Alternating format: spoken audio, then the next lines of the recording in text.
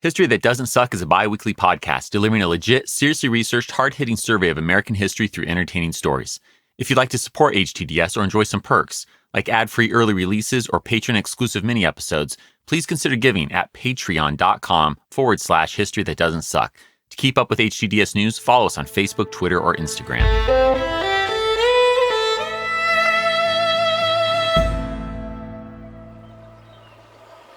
It's a beautiful, unspecified afternoon, May 1908, in Washington, D.C., and President Theodore Teddy Roosevelt is out for a walk. But before we accompany the Rough Rider today, let me fill you in on what TR means by a walk. Teddy doesn't stick to sidewalks or paths. No. He finds the most rugged terrain possible, creeks, cliffs, iron drain pipes, you name it, and assails them. He climbs, he swims, he conquers. Nor does Teddy walk on these quote-unquote walks. He's booking it. You know what? I'm just going to let British Ambassador Sir Mortimer Durand give a brief description of his walk with the president. We drove out to Rock Creek, a wooded valley with a stream running through it, and he then plunged down the cud and made me struggle through bushes and over rocks for 2 hours and a half at an impossible speed, till I was so done I could hardly stand. His great delight is rock climbing, which is my weak point. I disgraced myself completely, and my arms and shoulders are still stiff. At one place, I fairly struck and could not get over the top, till he caught me by the collar and hauled at me. He is certainly a strenuous man all through. He was dripping with sweat, his clothes frayed, but happy as a schoolboy. Basically, TR's doing what future generations will call going for a jog or a run, mixed with an obstacle course along, near, and in Rock Creek and the larger Potomac River. He, personally, is the predecessor of the triathlon, the godfather of parkour, the hipster of obstacle course racing. That is what it means to walk with Theodore Roosevelt. So let's follow along. That is, assuming we can keep up. 5 men have merited and accepted an invitation to join TR on today's walk. 2 are visitors unknown to our chief chronicler, the dapper yet athletic French ambassador, Jean-Jules Jousserand.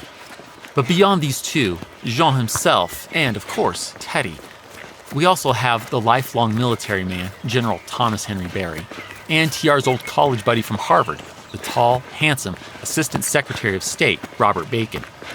Moving swiftly along the banks of the Potomac, somewhere in the vicinity of the Chain Bridge, the group of 6 soon confronts a steep, slippery rock face. All right, no backing down. Up we go. An old, thinning rope dangles down from a tree above. One at a time, each adventurer takes the precarious cord in hand and mounts the small cliff. There's a bit of risk in this, to be sure, but Teddy wouldn't have it any other way. As our frequent TR walk participating French diplomat tells us, a walk with no trace of danger would have seemed to the president like food without salt. But not to worry. Despite having to grasp in thorn-filled crevices that have cut up their hands so much, Jean has put on his black kid gloves. All make it up, safe and sound. Everyone is dripping with sweat. It's not hard to imagine. While I can't tell you exactly how far they've walked very rapidly, they've been on the move for a while, scaled a cliff, and done so on a warm, late spring day. So TR has a suggestion. They should cool off with a swim in the Potomac. All 6 men strip. Completely. That's right. Only miles from the capital, the current president of the United States and 5 of his distinguished colleagues are skinny dipping in broad daylight in one of the nation's most storied rivers. As Jean will later write, a passerby with a camera might have taken a picture worth having. But as the exposed gentlemen enter the cool, refreshing river, Teddy gives Jean a look of curiosity and inquires, Mr. Ambassador, have you not forgotten your gloves? Jean looks at his hands. Sure enough, he's still wearing the black leather gloves he put on amid their hand-slicing climb. Jean completely forgot he had them on. Not failing to see the humor in his standing, buck naked, save for these gloves, the Frenchman with a magnificently manicured beard plays it off as an intentional fashion choice. He shrugs his shoulders and jokingly replies to the completely nude president, "We might meet ladies." The impromptu swim is followed by another climb, this time without the aid of a rope and of such difficulty that only two can even pull it off. Assistant Secretary of State Robert Bacon, who shreds one leg of his pants from hip to ankle in the process, and of course, the rough-riding president. But with that, the day is over. The sweat-soaked men return to their carriages to go their separate ways. Running, climbing, swimming, risking life and limb, then calling it all a walk. That's Theodore, all right. And it's no surprise that the progressive Republican is bringing that same oversized energy and zeal to the presidency. Teddy fears no one and is willing to risk it all, even confronting his own party and party's supporters, including the powerful banker J.P. Morgan, to give the American people the one thing he believes to his bones every citizen should have: a square deal.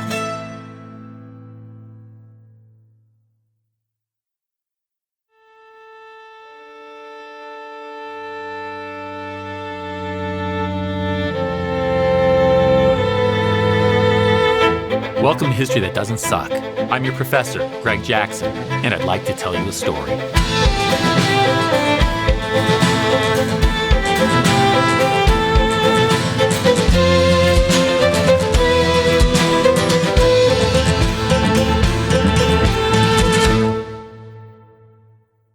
We've met a lot of presidents over the course of more than 100 HTDS episodes. Some left smaller imprints. Looking at you, William Henry Harrison. Others left bigger imprints. It's in this latter group that we find President Theodore Roosevelt. Teddy oversees so much change and reform in this next stage of U.S. history, called the Progressive Era, that's going to take us a few episodes to get through it all. Particularly what Teddy calls his square deal, which historians will later break down as the 3 C's. 1, corporate regulation, 2, consumer protection, and 3, conservationism. Today, we're biting off the first of those, corporate regulation, and will bear witness as the unexpectedly new president challenges the legality of banker J.P. Morgan's newly created Northern Securities Company. The question at hand? Is this holding company of stock for erstwhile competing railroads just good business? Or an illegal trust? We'll see what the courts say. But as this case moves along, a massive Pennsylvania coal strike threatens to bring a fuel-starved nation to its knees in the winter of 1902. Not only will Teddy make history as the first president not to support capital over labor, ironically, TR just might need help managing this mess from the very banker his attorney general is prosecuting, J. Pierpont Morgan. Yeah, awkward. Challenging a trust, a nation-threatening strike, J.P. Morgan as both the president's friend and foe? I can't think of a better way to kick off the Progressive Era. And we begin by heading several years back to witness the creation of the Northern Securities Company. Rewind.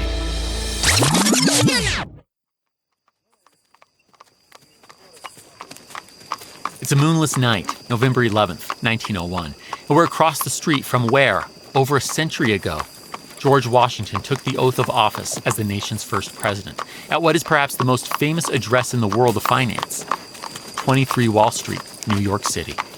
But don't picture the irregularly shaped 7-sided bank that will so famously come to occupy this lot in the near future. No, tonight we are in its predecessor, a 6-story Italian Renaissance-style edifice named after J. Pierpont Morgan's deceased partner, the Drexel Building. But regardless of the current building's name or shape, it is already the House of Morgan, and inside, 3 gentlemen are just sitting down for a midnight meeting. Let's join them. Allow me to introduce the trio. First, we have Edward H. Harriman. This balding, bespectacled 53-year-old with a massive, drooping walrus mustache controls and has breathed new life into one of the original transcontinental lines, the Union Pacific, or UP. Next is the older and balder, white-haired and white-bearded James J. Hill of the Great Northern. Finally, we have George W. Perkins. Younger than the other two, George and his full head of hair represent the lord of this house, King of Finance, J. Pierpont Morgan, who, along with James, holds a controlling interest in the Northern Pacific.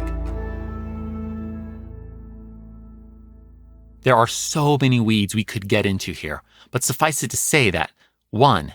James Hill and Pierpont Morgan's shared line, the Northern Pacific, recently acquired the Illinois-based line called the Chicago, Burlington, and Quincy, or CB&Q. 2. This acquisition hurt Edward Harriman's Union Pacific, which, as a competitor, also needs that connection, so he responded by trying to take control of the Northern Pacific through a stock-buying practice known as corporate raiding. And 3. This battle has produced financial volatility. And Pierpont Morgan does not suffer financial volatility. Thus, this meeting to hash out the details of Pierpont's solution. November 11th gives way to the 12th as George Perkins goes over the details of his boss's plan with the two railroad men. The proposal is the formation of a new holding company, Northern Securities. It will hold the majority stock in and thus control 3 railroads, the Great Northern, the Northern Pacific, as well as the CB&Q. Further, Edward and his crew will join the new company's board of directors and see their Union Pacific enjoy free access to the CB&Q. That would completely kill their incentive to engage in corporate raiding. In short, Northern Securities will swallow up 3 major lines to create one massive 32,000-mile, 17-state-spanning railroad, while also making an ally of its current competitor, the Union Pacific. This competition-eliminating $400 million company will be, as Theodore Roosevelt biographer Edmund Morris will later put it, the greatest combination in the world, second only to U.S. Steel. The conversation continues. 2 a.m. comes and goes, but finally, Edward Harriman is satisfied and accepts this new, stabilizing path forward with his former financial foes. Their accord made, the trio steps out into the cold November night, hop into their separate carriages, and ride off their separate ways. 36 hours later, at 12 noon, November 13th, the one state in the Union that permits the creation of corporations that merely hold stock in other corporations, New Jersey, gladly accepts J. Pierpont Morgan's $80,000 check. The Northern Securities Company has been born. News of Northern Securities' creation strikes terror into the heart of average Americans. Many in the middle class are already sick of and feel controlled by the Gilded Age's recently formed massive corporations, and this competition-killing monopoly on transportation in several states is another log on a roaring fire. It means J.P. and his colleagues can dictate much of the economic lives of millions of citizens. But Pierpont doesn't see the problem. From his perspective, he's just stabilizing a part of the economy. Again, just like when he bailed out the nation's gold standard back in 1895 by creating a syndicate that used actual gold to purchase $60 million worth of U.S. bonds. Sure, he made a nice profit, but he sees no sin in that. You're still welcome, Grover Cleveland. J.P. Morgan views Northern Securities in a similar light. He's profiting, but also helping. As for those questioning its legality, well, the mustachioed financial and physical giant is not overly concerned. True, the Sherman Antitrust Act of 1890 authorizes the federal government to break up trusts that restrain trade, but the Supreme Court effectively took the teeth out of this law the very same year Pierpont bailed out the gold standard, 1895. SCOTUS ruled that the E.C. Knight Company's command of over 98% of all sugar refining in the U.S. did not equate to control of trade. Thus, Pierpont thinks everything's fine, and so do many powerful politicians. The aging Republican kingmaker and U.S. Senator Mark Hanna is happy to buy Northern Securities stock at $110 per share. But there is at least one in Washington who shares the concerns of average citizens about JP's new holding company, President Theodore Teddy Roosevelt.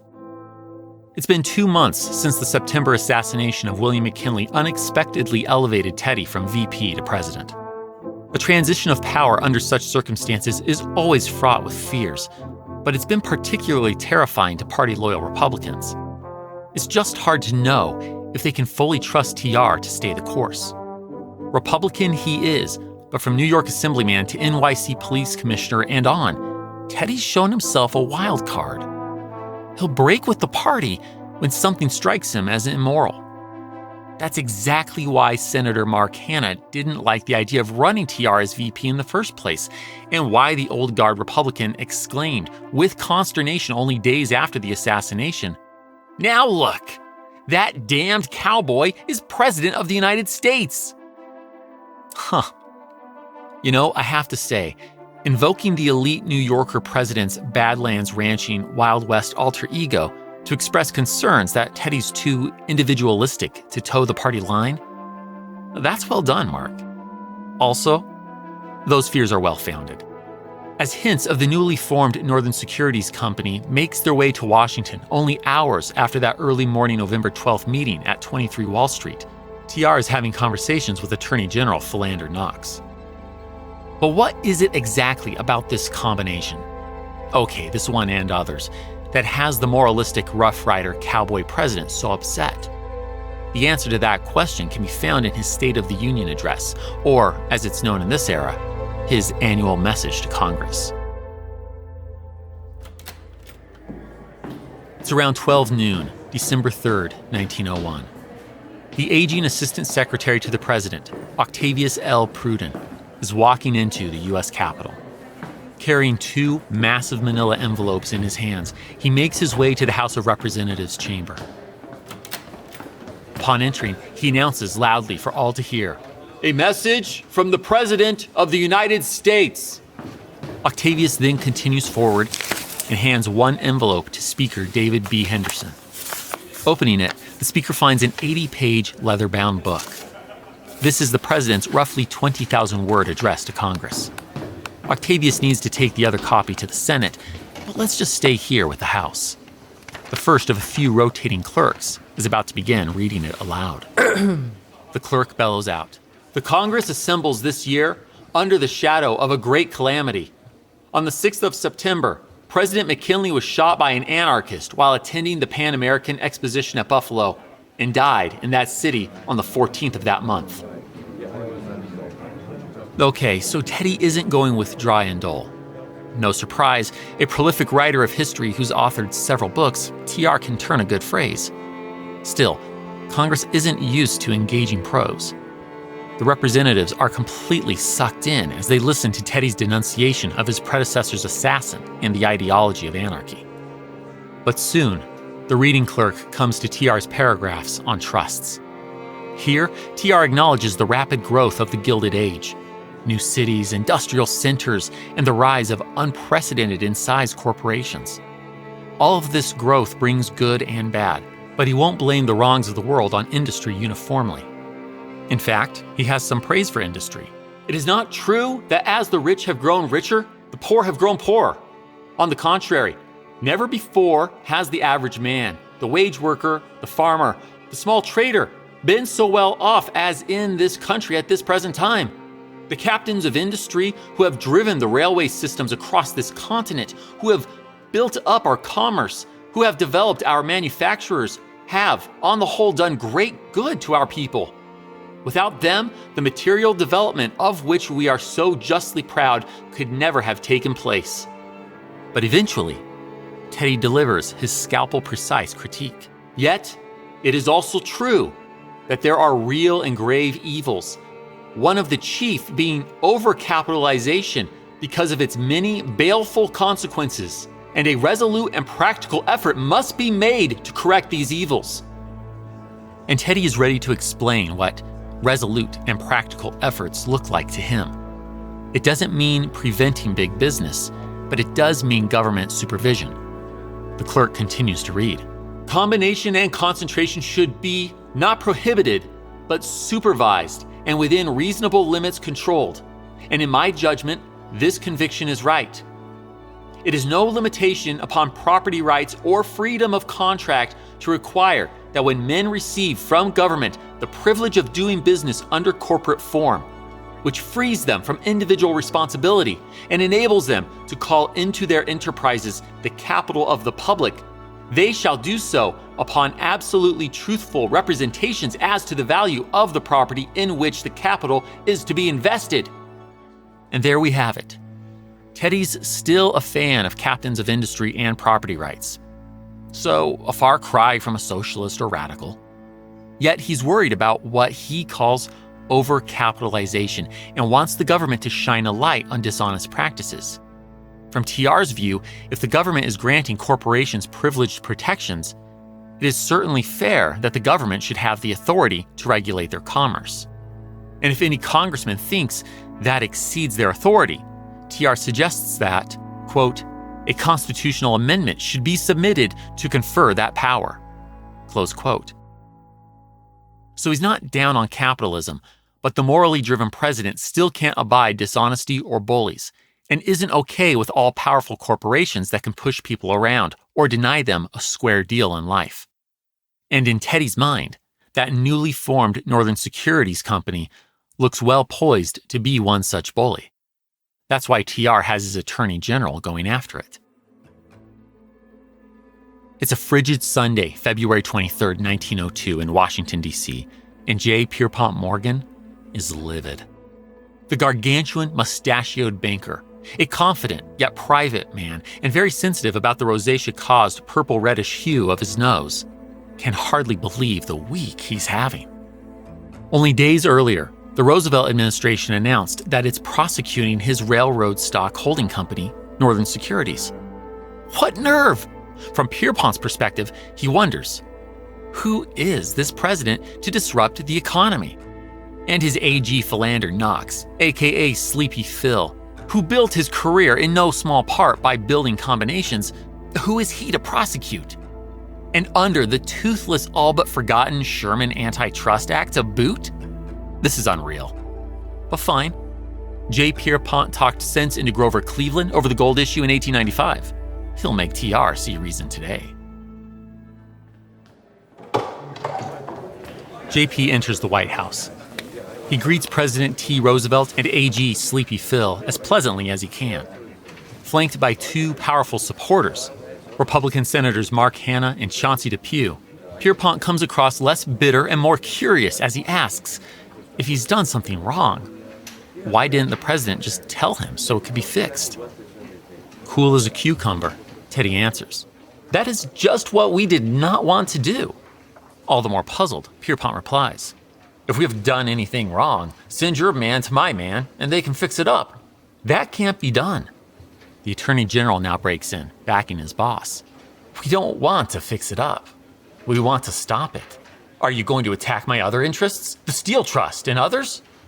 The president replies, certainly not, unless we find out that, in any case, they have done something that we regard as wrong. The meeting concluded, Teddy turns to his loyal Attorney General, Sleepy Phil, and shares his big takeaway. That is the most illuminating illustration of the Wall Street point of view.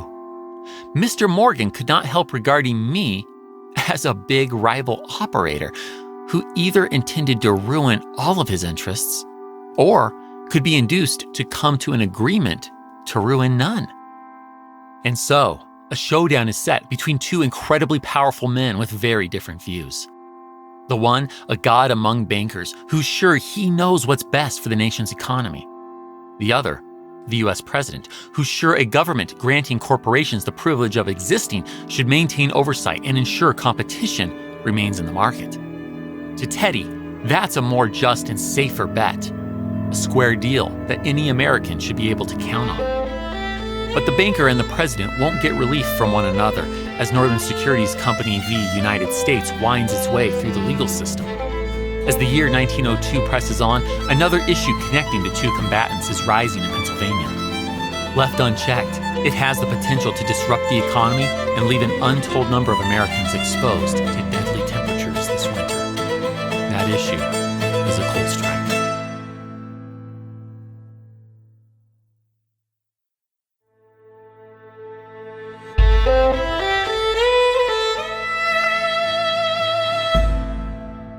It's about 6 p.m, Wednesday, July 30th, 1902. Schuylkill County Sheriff's Deputy Thomas Bettle and 2 or 3 other men are walking through the eastern Pennsylvania borough of Shenandoah. Their path leads them right up to a picket line of striking coal miners. Soon, some of the men picketing start eyeing this apparently police-escorted group. A few strikers approach the deputy and his companions. They seize at the bundle each escorted man is carrying, and from their hands spill work shirts, overalls, tools, and lunch pails. In short, the opened bundles prove that, despite the strike, these men are working for the Pennsylvania and Reading Railroad. Enraged at this discovery, a striking miner screams, "Son of a bitch, scab!" The strikers move in as the deputy whips out his revolver and fires a warning shot into the air, but to no good effect. The officer and escorted workers are swarmed as this evening's 5,000 primarily Slav strikers advance on them, undeterred. The now violent picketers kick, hit, and throw stones, driving the group to retreat into the train's depot. While rocks crash through the windows, the deputy's brother, Joseph, who sees his sibling under attack, takes up arms and rushes to help. But the strikers intercept Joseph, and they beat him to a bloody pulp. A small locomotive chugs up to the depot. It stops, and the strikers can see the engineers trying to help their prey escape. Now a mob, the strikers pour onto the tracks to block the train as borough policemen cover for the fleeing employees boarding the train. As the last worker climbs aboard, one of the picketers seizes his foot. An officer, possibly the original deputy, shoots the picketer in the leg. His hull breaks, and the employee clambers aboard, but not without all hell breaking loose first. Lead flies in both directions as police and armed strikers alike exchange fire. Hundreds of rounds are discharged. 20 miners and 5 officers, minimum, are injured, some so gravely they'll never fully recover. As for Joseph Bettel, trying to save his deputy brother costs him his life. After languishing for 2 days in a hospital, his broken body and cracked skull can hang in there no longer. He passes away. This injurious, deadly day in Shenandoah, known as the Bloody First Ward Riot, didn't happen spontaneously or in a vacuum. It is a part of this year's decades-in-the-making labor strike, the coal strike of 1902. Let me give you the background on how we got here. Life isn't easy for eastern Pennsylvania's coal miners. While the minimum working age is supposed to be 12, everyone looks the other way when impoverished families send their sometimes 8-year-old sons to 10-hour shifts, breaking and sifting coal from impurities as breaker boys. The hours are no shorter for the teens and grown men, going as deep as 2,000 feet into the dark, damp, dreary earth in pursuit of the hard, energy-dense black rock that powers locomotives and heats homes. Anthracite coal. Down there, danger lurks around every corner as they blast away in poorly ventilated tunnels. Death is just one undetected vapor, cave-in, or flooded tunnel away.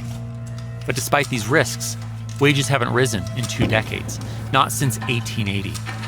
Perhaps that's why the heavily Eastern and Southern European immigrant miners are listening when John Mitchell says it's well past time for working conditions and pay to improve. Growing up in Illinois, John was both an orphan and one of those kids working in coal mines before he even reached his teens. He turned to unions when his own wages got cut, and despite being shy and non-confrontational by nature, his proclivity for reading and analyzing turned him into one of their leaders. Indeed, he became a founding member of the United Mine Workers of America, or UMW, in 1890, and 8 years later, its president. John grew UMW membership in Pennsylvania and saw modest gains in the smaller strike of 1900 as Senator Mark Hanna and other Republicans leaned on railroad executives to make peace with their employees amid the presidential election. But shortly after the ballot boxes disappeared, so did those temporary 10% raises. Thus, on May 12, 1902, most of PA's nearly 150,000 anthracite coal miners began striking against the railroads. And yes, I know we're talking about coal. So why on earth am I mentioning railroads? Well, I can't say this nor bring us full circle better than Susan Burfield does in her most excellent history of J.P. Morgan and Teddy Roosevelt, The Hour of Fate. Quote, by 1874, most of the coal land in northeastern Pennsylvania was controlled by the railroads. By 1900, most of the railroads were controlled by Pierpont Morgan. Close quote. So that's how the powerful, New York-dwelling, book-collecting Northern Securities founding banker connects to this Pennsylvania coal strike. But hang on to that thought. We aren't quite ready to bring him back into the story yet. We are, however, ready for the powerful, New York-raised, book-writing, Northern Securities prosecuting president. So how does he connect? He doesn't initially. Not legally, at least. In turn-of-the-century America, this is a state-level affair and therefore none of his business. Those rare strikes in which a president has intervened always reached the federal level in a specific, even if questionably so, sort of way. Either governors of any involved states requested federal assistance, as was the case when Andrew Jackson sent troops to end a strike at the Chesapeake and Ohio Canal in Maryland in 1834, and when Rutherford B. Hayes more famously did so amid the Great Railroad Strike in 1877, or the strike directly touched a federal nerve. This happened in 1835 when, to bring up Andy once more, federal employees struck at Washington, D.C.'s Naval Yard. It also occurred half a century later, in 1894, during the far larger and better-known Pullman strike, when railroad owners purposely brought train cars with U.S. mail into the mix to make it a federal issue, thereby pressing Grover Cleveland to take action. Action that invariably favors the companies, not the strikers. Bearing all of that in mind, the coal strike of 1902 isn't directly touching anything federal. This actually frustrates the president who, rather than siding with the railroad owners, is figuring there's blame on both sides here and took it upon himself in June to ask Commissioner of Labor Carroll D. Wright to investigate. Yet, TR's going to have to keep sitting on his hands. Violent as July 30th's bloody First Ward riot was, Pennsylvania Governor William Stone says no federal intervention is wanted or needed. His National Guard is now patrolling the streets of Shenandoah, and everything's fine. The strike will now work itself out. Looks like this strike is following the usual pattern. Workers refuse to labor, they try to prevent those willing to accept the status quo from working, troops of some sort or hired guns come to back the company's owners and keep the railroad, mill, etc. running. Violence ensues, and, justly or unjustly, the workers get blamed for that bloodshed. But then Philadelphia and Reading Railroad President George Bear does something really, really stupid. After receiving a letter urging him to be a good Christian and look out for his workers, he goes to the newspapers with an open letter. They publish his public response on August 21st. It contains the following assertion, quote, "The rights and interests of the laboring man will be protected and cared for, not by the labor agitators, but by the Christian men to whom God, in his infinite wisdom, has given the control of the property interest of the country, and upon the successful management of which so much depends." Close quote. You heard that right. George just asserted that it is the will of the Lord and Savior Jesus Christ that he and his fellow Christian railroad barons dictate terms to the American working man. Damn. Hey, George, your ancestors' former monarchs are calling. They'd like their divine rights of kings back. And I wish I could take credit for that wisecrack, but the era's journalists and political cartoons very much beat me to the punch. Joking aside, George Bear just turned public opinion strongly against himself and his friends. This is one Reading Railroad exec who desperately needs some media training. Teddy is frustrated. After all, the president just told a crowd in Lynn, Massachusetts, that he wants, quote, "a square deal for every man, great or small, rich or poor," close quote. There's the phrase. It's not a Teddy original, but he's going to use "a square deal" so much that Americans will see it as his tagline by 1903. Anyhow, the real point here is that bully-hating Teddy doesn't view the coal business in Pennsylvania as a square deal. Again, TR asks Attorney General Phil Knox why he can't go after these railroads and make them negotiate with labor.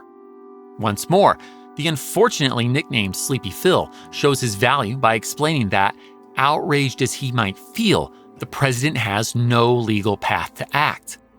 Maybe they'll have a leg to stand on if they can strengthen the Sherman Antitrust Act by winning the Northern Securities case. That's still up in the air, though. But things are getting dire. Thanks to dues and donations, the union members of the UMW have the funds to keep holding out, and as the strike continues, anthracite coal is becoming scarce.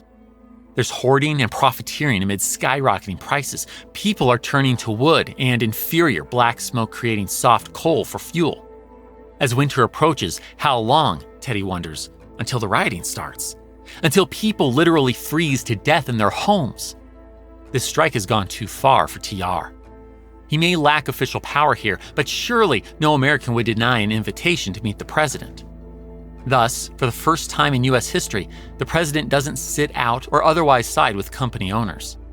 Instead, TR asks both sides, capital and labor, to join him for a sit-down in Washington, D.C.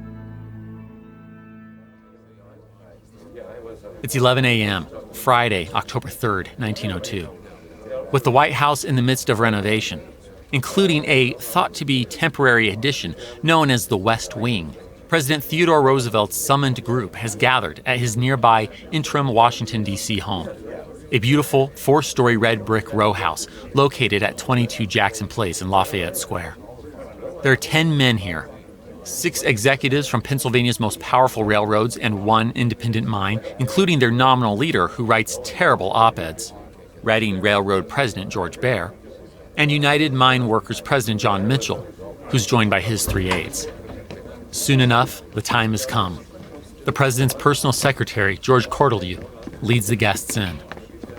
Entering the room, the group sees 3 more faces: Commissioner of Labor Carol Wright, AG Phil Knox, and of course, the president. He's wearing a blue-striped robe and is seated in a wheelchair. True, his still-a-child fifth cousin, FDR, is the commander-in-chief we usually think of leading the nation from a wheelchair. But Teddy's recovering after a trolley slammed into his carriage last month in Pittsfield, Massachusetts. The accident killed a Secret Service agent, and Teddy's left leg is still worse for wear. Thus, the president apologizes for the irregular welcome. "You have to excuse me, gentlemen. I can't get up to greet you."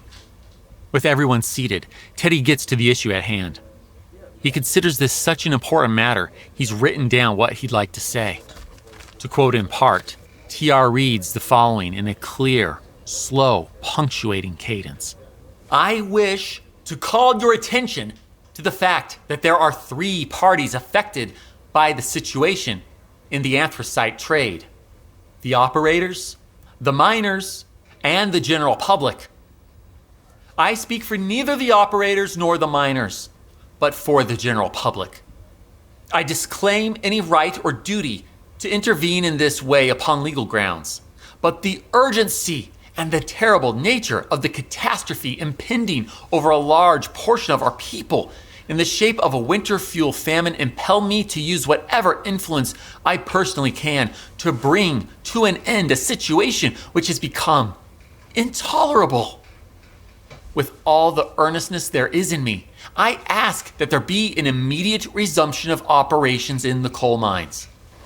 TR looks up from his notes as he closes. "I do not invite a discussion of your respective claims and positions. I appeal to your patriotism, to the spirit that sinks personal considerations and makes individual sacrifices for the general good." UMW's young, dark-haired, handsome president, John Mitchell, is excited. Open to dialogue and compromising, he stands and answers. "Mr. President, I am much impressed with what you say. I am impressed with the gravity of the situation. We are willing to meet the gentleman representing the coal operators to try to adjust our differences. Fact is, this is all John ever wanted." And he further suggests, "If we cannot adjust them that way, Mr. President, we are willing that you shall name a tribunal who shall determine the issues. The miners will willingly accept it, even if it's against their claims." Sensing that the bearded Reading Railroad President George Bear is ready to shut this down, Teddy interjects again. "I should like you to think over what I have stated, not to decide now, but give it careful thought, and return at 3 o'clock. When the group reassembles that afternoon, George Bear wastes no time. He tells the president that they will not negotiate. They will not be subject to some tribunal. They are happy to offer jobs. In fact, at least 15,000 miners would gladly go to work if John Mitchell's men weren't violently terrorizing them. Further, a 10% raise across the board would in fact threaten to end their operations. And so, George concludes sarcastically, quote, We decline to accept Mr. Mitchell's considerate offer to let our men work on terms he names. Close quote. This meeting has failed. The already 5-month-long strike will continue. Days later, Theodore calls on General John M. Schofield. The septuagenarian Civil War veteran dutifully reports to 22 Jackson Place. Teddy gives John command of 10,000 men and says he must be ready to lead this force to Pennsylvania at a moment's notice. TR is considering sending John to seize the mines and forcibly open and operate them as a state-run receivership. Congressman James Watson confronts the president. He demands, "What about the Constitution of the United States? What about seizing private property without due process of law?" Flustered, the commander-in-chief grabs the congressman's shoulder as he fires back. "The Constitution was made for the people, not the people for the Constitution." Good God. TR is at his wit's end. This coal shortage will soon become a deadly national emergency. There must be an answer. Someone who can bring these railroad executives to the negotiation table. And there is. But will he help this administration? The same president currently seeking to dismantle his massive new holding company, Northern Securities? That's right. Teddy's last hope is J. Pierpont Morgan.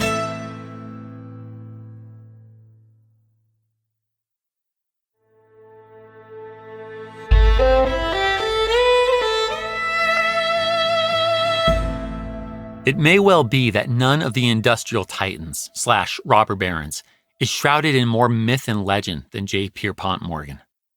This is due in no small part to his loathing of publicity and tendency to hold his cards close. He truly lives up to the French adage on a plaque he keeps in his study. Pense moule, parle peu, écris rien. Meaning, think much, speak little, write nothing. But if anyone can offer a quick yet accurate summation of Pierpont, it's his biographer, Jean Strauss. She'll later explain in her book, entitled Morgan, that J.P. is a walking contradiction. Quote, sociable and shy, deliberate and impulsive, domineering and flexible, extravagant and frugal, worldly and religious, inscrutably reserved and deeply sentimental. Close quote. Strauss goes on to illustrate these contradictions. She notes that while Pierpont is born into wealth, he nonetheless has an incredible work ethic that makes still more wealth. Yet, this hard-nosed king of finance is no money-hoarding Ebenezer Scrooge either. 50% of his value is tied up in art and book collections, and he believes the wealthy have obligations toward the poor. Finally, Strauss tells us that although Pierpont is and will often be cast as a high priest of modern capitalism, this banker is no fan of the free market. He sees the market more as a potentially volatile beast that must be tamed and brought under control. His control, as he takes over financially troubled companies and brings them back to life, a process known as Morganization. He is the master of powerful trusts. Not just Northern Securities, but U.S. Steel and the International Mercantile Marine Company. J.P. also holds the purse strings over Pennsylvania's obstinate railroad and coal mine executives. Thus, this contradictory financier, whose relationship with Teddy is already on the rocks due to the Northern Securities case, now stands as Teddy's best, if not last hope, for staving off a national coal crisis. It's about 10 in the morning, October 11th, 1902. With a hearty breakfast in his stomach, Elihu Root is traveling the few blocks that lie between the Union League Club and New York City's 35th Street Pier. He's here in an unofficial capacity. True, Elihu is the Secretary of War, but this is a diplomatic mission. The mustachioed 57-year-old public servant threads what is a difficult needle these days. He has the trust of both President Theodore Roosevelt and the King of Finance, J. Pierpont Morgan. Given that unique position, it falls to Elihu to try to represent the president to his financial enemy with hopes of relieving a coal-starved nation. Arriving at the dock, the war secretary climbs into a small launch. He's whisked through the Hudson River's waters to J. Pierpont's beloved privacy-protecting yacht, Corsair. Well, Corsair III, as the banker never tires of the pirate-invoking name and keeps it with every upgrade. Elihu now steps onto the 304-foot-long black yacht and is soon face-to-face with J.P. Bad as things are between Teddy and Pierpont, the financial guru is likewise fed up with his underling Pennsylvanians. Ever filled with his sense of noblesse oblige, Pierpont has already set up a depot where New Yorkers can buy coal under the current exorbitant costs. He also supported the talks back in 1900 that led to temporary raises and knows more must be done now. But beyond any sense of fairness or goodness, let's also remember that Pierpont sees the American economy as a thing to be reined in, to be controlled. And right now, this is not controlled. The Secretary of War spends 5 hours that afternoon with J.P. on the Corsair. By the time they're done, the duo have produced an 8-page statement. Written in the voice of the Pennsylvania executives, it blasts the violent, awful strikers for bringing this coal shortage, this travesty to the nation. Yet as it does so, the carefully crafted document also proposes that the U.S. president create a commission that will arbitrate between the two sides. In other words, it takes what UMW President John Mitchell had suggested and Teddy had already agreed to at the October 3rd meeting and presents it as the executive's idea. In doing so, it gives these hard-headed company presidents who've long lost the support of the American public a way to backpedal and save face. In that regard, it's brilliant. The following day, October 12th, Pierpont presses the railroad and coal presidents to accept his and Elihu's document. They squabble over the finer points, including not wanting to recognize the union officially, but get on board with arbitration. That's serious movement. The day after, October 13th, Pierpont travels to Washington, D.C., where he and still recovering Teddy ignore their Northern Securities differences, sit down together, and hammer out further details. The public breathes a sigh of relief with the announcement of the yacht-named Corsair Agreement on October 14th. We aren't out of the woods yet, though. UMW President John Mitchell can let official recognition of the union slide, but it looks like the company presidents want to stack this commission.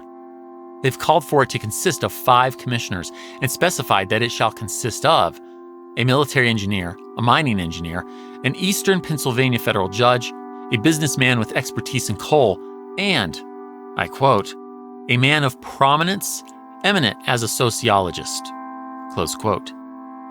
This is too much for John. He's still down with arbitration, and many of those categories are fine, but come on. If the executives can flat out put a businessman on the commission, surely, John tells Teddy on October 15th, labor should get a guy on there too. They kick around a specific name. Railroad Conductors Union leader Edgar E. Clark. Perhaps a Catholic bishop would be good as well, since so many of the immigrant miners are of that faith. Teddy takes John's point. He tells John to hang tight. We'll see what he can do.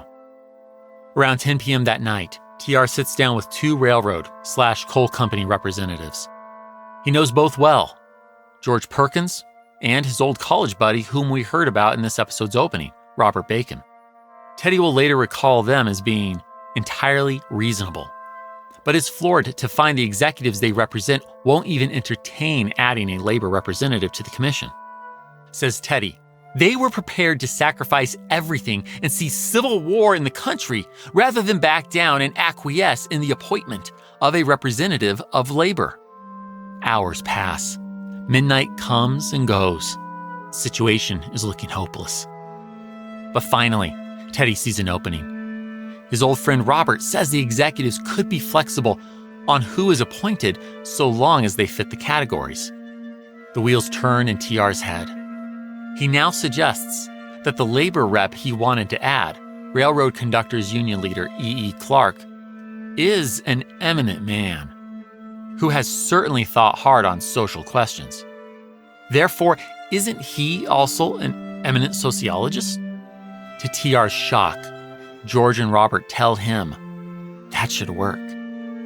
TR can hardly believe it. I mean, he's elated, but let's just say his esteem for the intellect of these businessmen just dropped a rung or two, as evidenced by his later sarcasm-dripping recollection of this night in his autobiography. I found that they did not mind my appointing any man, whether he was a labor man or not, so long as he was not appointed as a labor man or as a representative of labor. They did not object to my exercising any latitude I chose in the appointments so long as they were made under the headings they had given. I shall never forget the mixture of relief and amusement I felt when I thoroughly grasped the fact that while they would heroically submit to anarchy rather than have Tweedledum, yet if I would call it Tweedledee, they would accept it with rapture. It gave me an illuminating glimpse into one corner of the mighty brains of these captains of industry. And so, it all comes together. The executives even allow Catholic Bishop L. Spalding as a sixth commissioner and the actual sociologist, Commissioner of Labor Carol Wright, to serve as a recorder and thus de facto seventh. In short order, the commission lands in the middle. The union wanted a 20% pay increase and the workday cut from 10 hours to 8. They get a 10% wage increase and a 9-hour workday. John Mitchell's content. His union members are content.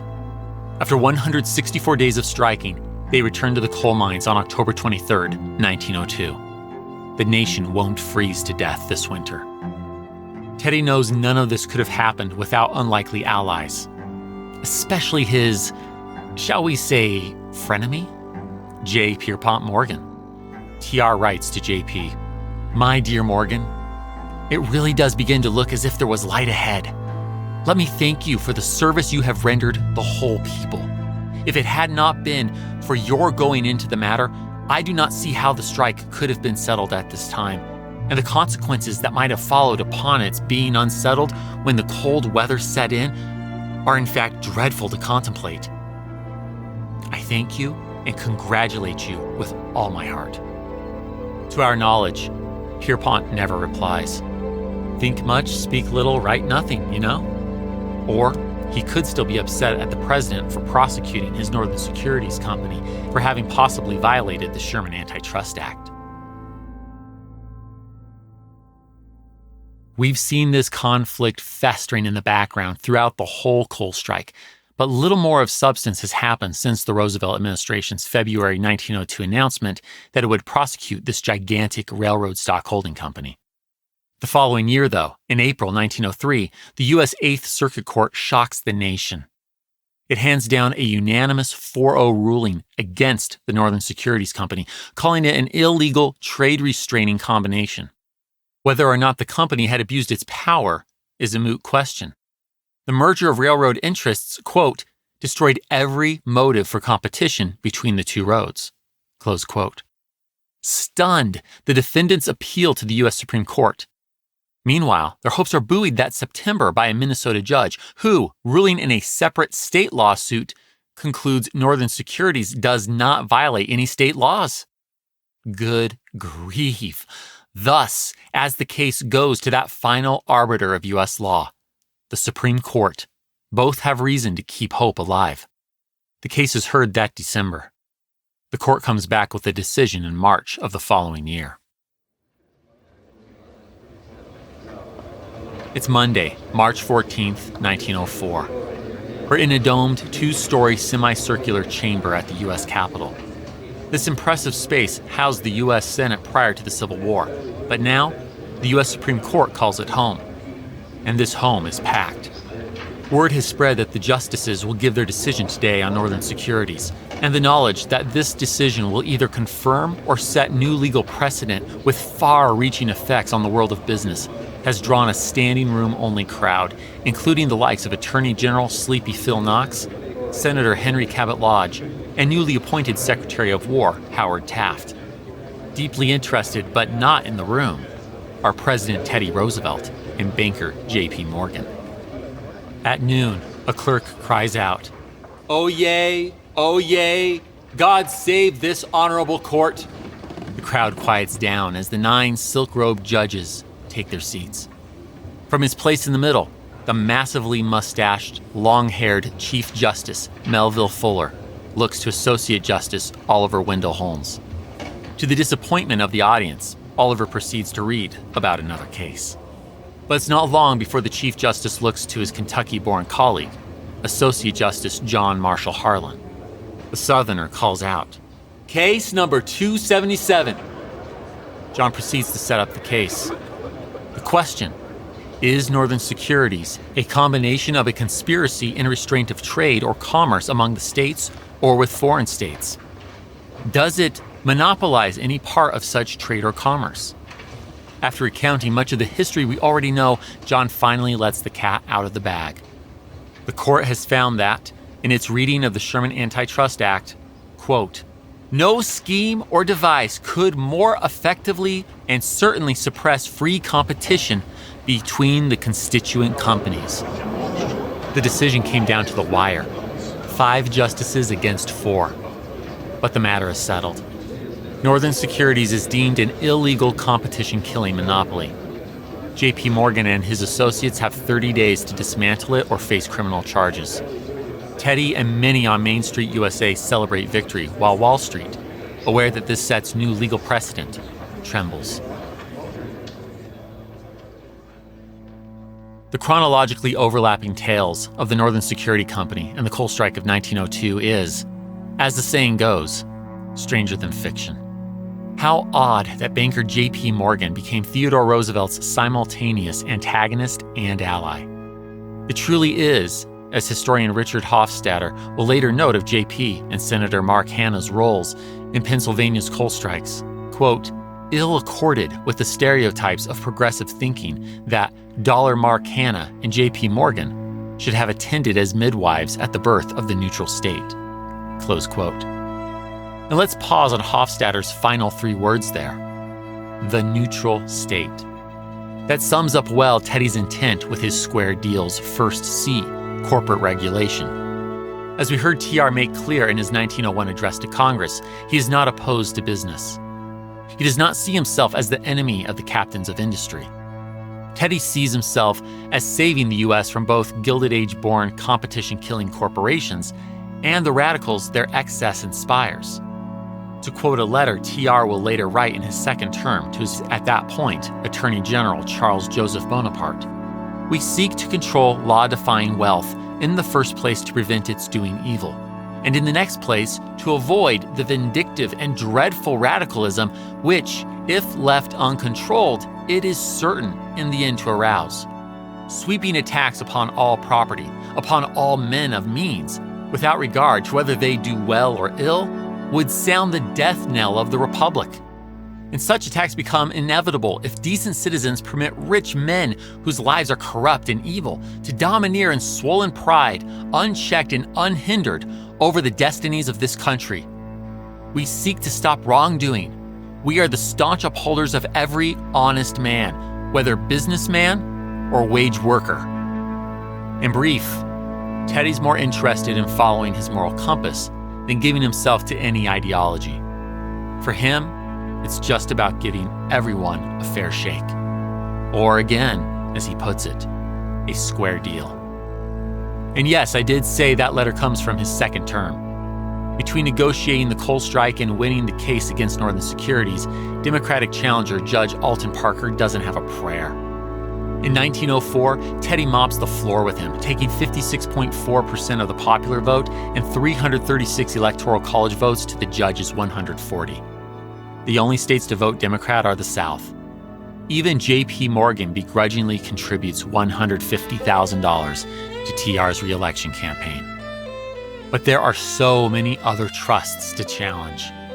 And we haven't even begun to talk about the consumer protection and conservationism aspects of the square deal, nor have we observed as Teddy speaks softly while carrying that big stick of his around the globe. Sounds like TR and his famous grin aren't going anywhere anytime soon. His presidential story has just begun. History That Doesn't Suck is created and hosted by me, Greg Jackson. Episode researched and written by Greg Jackson and Zachary Weaver. Production by Airship. Sound design by Derek Behrens and Molly Bach. Theme music composed by Greg Jackson. Arrangement and additional composition by Lindsey Graham of Airship. For bibliography of all primary and secondary sources consulted writing this episode, visit htdspodcast.com. HTDS is supported by fans at patreon.com/history that doesn't suck. My gratitude to you kind souls providing funding to help us keep going. Thank you. And a special thanks to our patrons, whose monthly gift puts them at producer status. Annette Averill, Foxcar Barrett, Christopher Beckett, Victoria Bennett, Boosh, Amanda and Kelsey Bragg, Henry Brunges, Thomas Bugg, Bill Caldwell, Beth M. Christiansen, Christopher Cottle, Jason Karstens, Charles Devier, John Frugal Dougal, Kyle Decker, Bob Drazovich, Joe Dovis, Michael and Rachel Ercolini, CF, Nate Farrer, Kyle Gensler, Paul Goringer, Lee Goldman, Jennifer and Houston, Mike Healy, Brad Furman, Noah Hoff, Jeremy James, Melanie Jan, Dex Jones, John Keller, Kristen Kennedy, Todd Kine, Amber Flanders, Sue Lang, Dave Longlene, Aaron Lapellis, Chris Mendoza, Rich Miller, Matthew Mitchell, Michael McWhorter, Donald Moore, Jeffrey Moots, Nick Navoda, Fox Osborne, Amanda Parker, Christopher Pullman, Sean Reagan, Samuel Siddell, John Schaefer, David and Alexander Sharp, John Savage, Scott Slaymaker, Durante Spencer, Thomas Stewart, Bill Thompson, Sarah Traylor, TJ Walker, and Jeffrey Watts. Join me in 2 weeks, where I'd like to tell you a story.